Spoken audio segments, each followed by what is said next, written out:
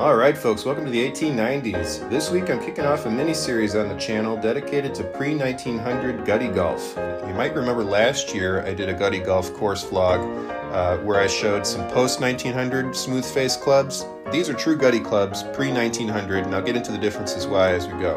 The first club to show you is the Play Club, which is what they called the driver back then. This is a McEwen long spoon replica made by Kelly Leonard in Winnipeg, Manitoba.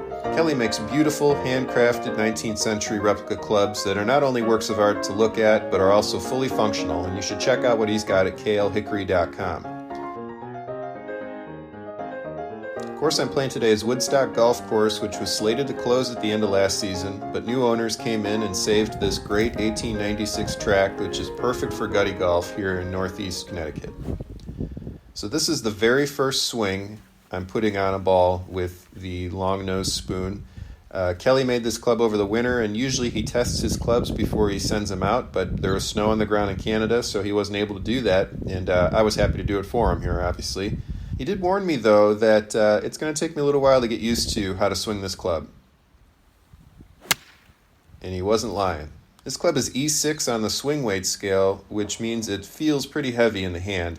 But once you get a nice even tempo with it, you get nice results. And 155 on that wasn't too bad. Later in the round, ended up hitting my best tee shot here. The thing to remember with gutty clubs in general is that you're not going to hit the ball a long way.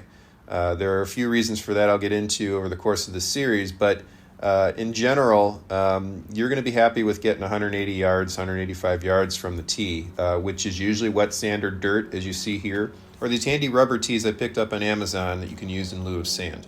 So that takes us to the general iron, which is usually the longest iron under your arm in a gutty set. This one was made by Peter Paxton circa 1894 while he was the pro at Royal Eastbourne Golf Club. The long face, long hosel, deep nicking, and sharp crease here are all indicative of an 1890s iron in case you ever find one and you're looking for one.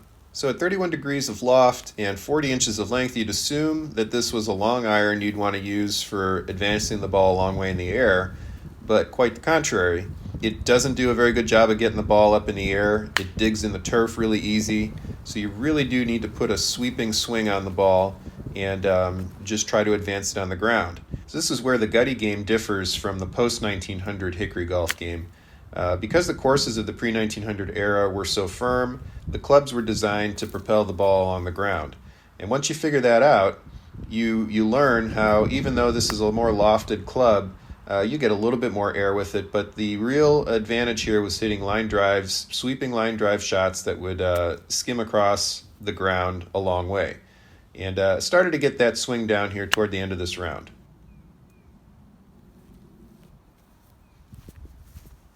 So the one club under your arm you'd be using to get the ball up in the air would be the Lofter.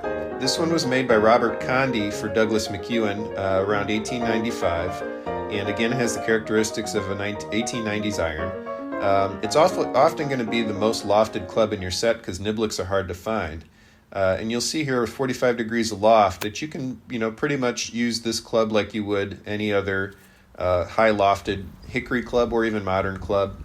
This shot right here actually broke the shaft, unfortunately. That's the original shaft, but the crack was clean, and I was able to repair it and put it back under my arm for the next round. So this is the most lofted club in my gutty set. It's a 53-degree, small-headed Harry Vardon autograph model made by Spalding at the turn of the century to capitalize on his 1900 tour of the United States. Very heavy, also very long. It's 38 inches long. It's the original shaft. So you see me here choking up on it. Because my lofter broke in this round, I was using the niblick here for different shots than I normally would, but it was working out okay. This is often called a rut niblick, but a rut niblick was an even earlier iron that was used to extract the ball from really difficult lies, and this is kind of a transition from that. This is called a small-headed niblick, so it still has some of the visual characteristics of the rut niblick, with some of the more playability of a more turn-of-the-century niblick. Still, though, this was your trouble club, and since I get in a lot of trouble, I was using it quite a bit in this round. But it was working out exactly how I was supposed to. Here's a difficult stance, but again, because it's so heavy, all you really need to do is get a little bit of room to basically put the club right behind the ball, and the loft will help it pop out of whatever you're trying to get it out of.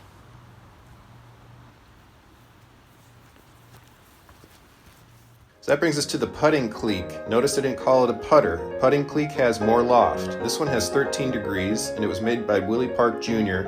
As one of his patent clubs from 1893, which introduced the wry neck design that ended up revolutionizing putters going forward. At 13 degrees of loft, it pretty much pops the ball as soon as you stroke the putt. It's a strange thing to get used to. But most Hickory golfers recognize that their putters have way more loft than modern putters do. Modern putters usually have around 4 degrees of loft or less. Most Hickory putters have around 8 degrees, and then the older you get, the more loft they had, because the conditions of the courses those days required higher lofted putters to propel the ball across the green. Some modern Hickory golfers will take loft off of their putters so that they play more like a modern putter does, but I leave mine as I find them. And then last but not least, let's talk about the balls I use.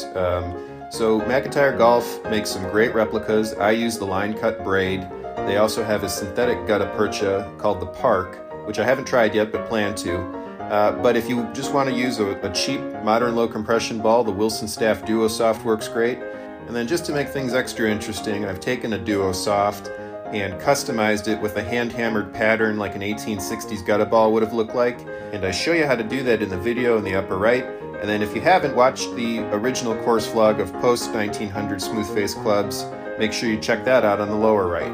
And of course, if you enjoyed this, please like and subscribe to the channel. Thanks for watching.